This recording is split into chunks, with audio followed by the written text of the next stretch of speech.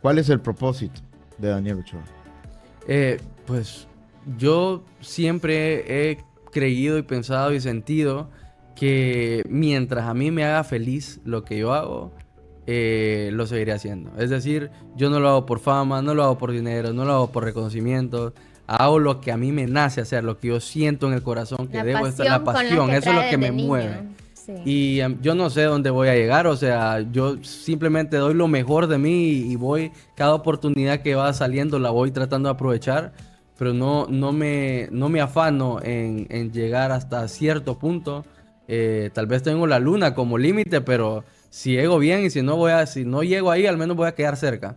Pero mi propósito es eso, ser feliz y poder hacer las cosas con excelencia y por ende poder dejar un precedente, un legado, un camino abierto para otros que lo quieran hacer y hacer mejor.